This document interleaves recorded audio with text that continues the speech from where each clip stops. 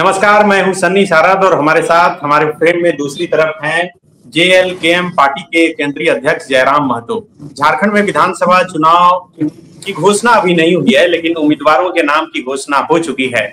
सबसे पहले JLKM party ने उम्मीदवारों के नाम की पहली सूची जारी कर दी है और सबसे बड़ी खबर यह है, एक सवाल बराबर खड़ा हो रहा था कि आखिर जेएलकेएम के जो केंद्रीय अध्यक्ष हैं वो किस सीट से चुनाव लड़ेंगे, और उन्होंने जो घोषणा की है सबसे पहला नाम उन्हीं का है।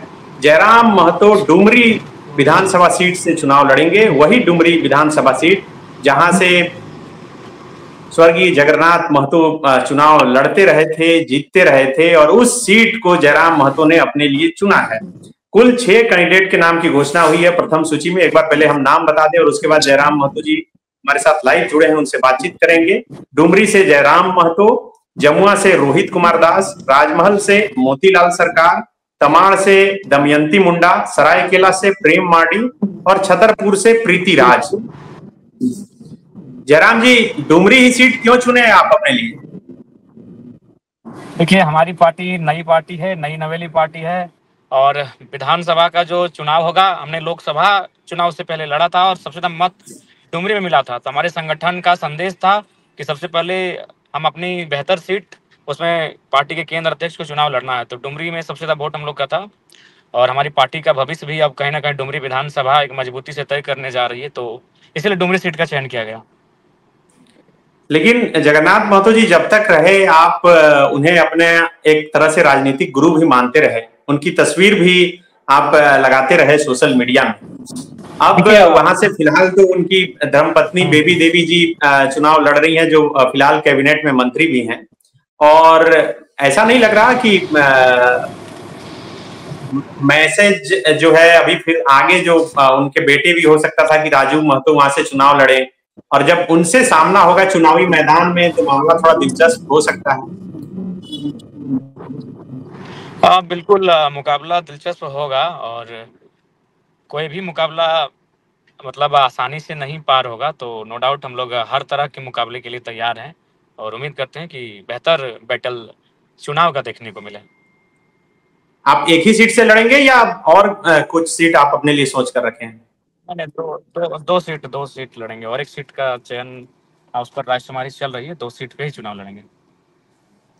डुमरी सीट पर आपके एक रणनीतिकार, राजनीतिक सलाहकार कहें, मोतीलाल महतो भी बहुत मेहनत कर रहे थे, आपके मजबूत सिपाही रहे हैं। तो क्या मोतीलाल जी के लिए आपने कोई और सीट सोच के रखा है? जी, वह संगठन उनको दूसरी सीट से चुनाव लड़ाएगी। मोतीलाल महतो हर हाल में इस बार विधानसभा के।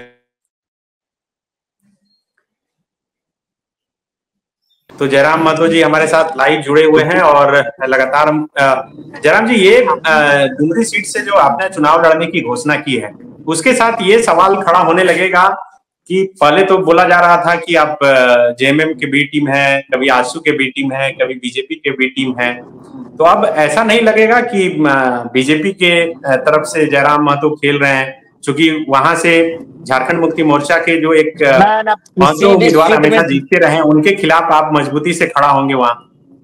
नहीं, देखिए, किसी भी सीट पे अगर हम चुनाव लड़ेंगे तो वहाँ नया पार्टी को तो आरोप लगेगा ही। अगर हम आईसू की सीट में खड़ा होंगे तो लगेगा कि आप जेएमएम के साइड हैं, हम जेएमएम के सीट में लगेगा तो आपको लगेगा आईसू बीजेपी की साइड है। तो ये कोई नया बात नहीं, पुराना बात हो चुका है। लोकसभा में लोगों ने कहा था, और हम किसी के साइड से क्यों हैं। डुमरी में सबसे ज्यादा वोट 90,000 आया है, दोनों को मिला के 1,07,000 आया है। तो अब उस आकलन से हमें ना देखा जाए, खासकर डुमरी में तो आप ये सवाल ही ना करें, क्योंकि डुमरी लेके आए हैं। तो कृपया डुमरी में ये सवाल उत्पन्न ना हो। डुमरी में हम लोग लीड हैं और अभी 40 लीड है। आप बता रहे हैं कि लोकसभा चुनाव में जब आप गिरिडीह लोकसभा सीट से चुनाव लड़ रहे थे तो डुमरी में सबसे अधिक वोट डुमरी से ही आपको मिला, और इसलिए आपको लगा कि ये सेफ सीट हो सकता है। देखिए, सेफ का सवाल नहीं है। सेफ सीट विधानसभा में नहीं रहेगा, विधानसभा में बिल्कुल टक्कर होगा, और हालांकि चुनाव जीतने की स्थिति में हम लोग हैं। लेकिन सवाल ये है कि नई पार्टी है और आप पार्टी के केंद्र अध्यक्ष हैं, और ये भी आप जानते हैं कि सबसे पहले जनता का जुड़ाव, जनता की भावना आपके साथ बहुत ज्यादा जुड़ी है। अतः पार्टी की मजबूती आपके केंद्र अध्यक्ष की सीट से तय होगा। तो इसलिए पार्टी संगठन के निर्देश से ही डुमरी सीट को मैंने चयन करने का काम किया है। लेकिन एक सवाल यहाँ पर खड़ा ये होगा कि जिस तरह से आप हमेशा कहते रहे हैं कि शैलेंद्र महतो, सुनील महतो जी के साथ क्या हुआ, जगन्नाथ महतो जी के साथ क्या हुआ। एक सीट से झारखंड मुक्ति मोर्चा के जो महतो समुदाय से आने वाले विधायक हमेशा बनते रहे और कैबिनेट में उनको जगह फिलहाल मिला, पहले भी मिला, अभी भी मिला, तो उनके सीट से आप खड़े होंगे और जेएमएम में जो एक मजबूत सिपाही के तौर पर उस सीट से जीतने वाले उम्मीदवार रहे हैं, तो ऐसा नहीं लगेगा कि उनकी कटौती आप कर रहे हैं? अच्छा, एक बात बताइए सनिदा, क्या जगन्नाथ बाबू इस दुनिया में है? क्या ये लोकतांत्रिक देश की हम बात कर रहे हैं? जो जब तक थे उनका सम्मान था, तो अब ये नहीं है, उसके बाद भी उनका सम्मान है, आदर है। परिवर्तन संसार का नियम है, तो क्या करे उस सीट, मतलब जिन लोगों ने राज्य को अलग किया, या फिर हमें तब जो चाहिए हमें कि बिरसा भगवान के वंशजों को चुनाव लड़ाया जाए, हमें चाहिए तिलका मांझी रघुनाथ महतो के वंशजों को खोज कर चुनाव लड़ाया जाए। ये लोकतंत्र का नहीं है। अब हमने जगन्नाथ बाबू जब तक थे उनका सम्मान था और नहीं होने के बाद भी उनका सम्मान है, तो ये नहीं कि अब उनके परिवार से कोई लड़ेगा और फिर हम लोग उनका समर्थन करें, ये उचित नहीं है, लोकतांत्रिक दृष्टिकोण से उचित नहीं है। हम लोग मजबूत ये है कि अगर मजबूत नेता का सवाल है तो क्या हम लोग कोई, आप भी जानते हैं कि एक समय गावस्कर का था, तेंदुलकर का समय आया, अब विराट कोहली का समय जाने वाला है, तो परिवर्तन होता है, ये संसार का नियम है, राजनीति में भी परिवर्तन होगा।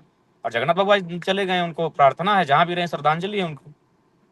तो राजू महतो कितना टक्कर दे पाएंगे जयराम महतो को, या जयराम महतो राजू महतो को कितना टक्कर दे पाएंगे? देखिए, टक्कर तो उन लोगों को देना होगा क्योंकि लोकसभा में पिछड़े हैं, तो टक्कर उन्हें देना होगा। लेकिन आप समझिए, बेबी देवी जयराम महतो जी अभी कैबिनेट में मंत्री हैं। अभी एक यात्रा निकला है सरकार की तरफ से, मैया सम्मान यात्रा, जिसमें कल्पना सोरेन, बेबी देवी और दीपिका पांडे, ये तीनों हैं। तो ये सरकार 1 महीना पहले आया, इस यात्रा का कोई प्रभाव नहीं रहेगा। आप नौकरियों को बेच रहे हैं प्रदेश वालों को, 70,000 नौकरी मिलेगा प्रदेश वालों को और आप देंगे झारखंडी को 1,000 रुपए, तो ये लुभावना अब नहीं चलेगा।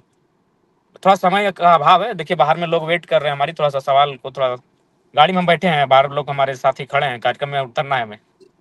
बिल्कुल, मैं समझ सकता हूं कि अभी लगातार आपका कार्यक्रम होगा, आप समय दिए उसके लिए शुक्रिया। लेकिन आखिरी सवाल कि क्या जयराम महतो को डुमरी में मुस्लिम और आदिवासी मतदाता भी बढ़ चढ़कर उनके साथ हैं? आपको ऐसा दिख रहा है? लोकसभा चुनाव के दौरान ऐसा दिखा? क्योंकि सरकार के तरफ से इंडिया अलायंस के जो लोग हैं उनका दावा है कि सभी मजबूती के साथ उनके साथ खड़े हैं, और मैया सम्मान योजना आने के बाद तो और मजबूती के साथ खड़े हो गए। नहीं, देखिए हर लोग हमारे साथ हैं, जो कि आप ये किसी का केवल वोट बैंक के आधार पर किसी का वोट बैंक बनने की तैयारी नहीं है किसी की। अब उनको जहां तक कि जो मुखर होके मुद्दों के साथ बात करेगा, मुद्दों के समाधान के लिए प्रयास करेगा, उनके साथ। चलिए, बहुत शुक्रिया जयराम जी, आपको शुभकामनाएं, बधाई। thefollowup.in, like, share and subscribe. www.thefollowup.in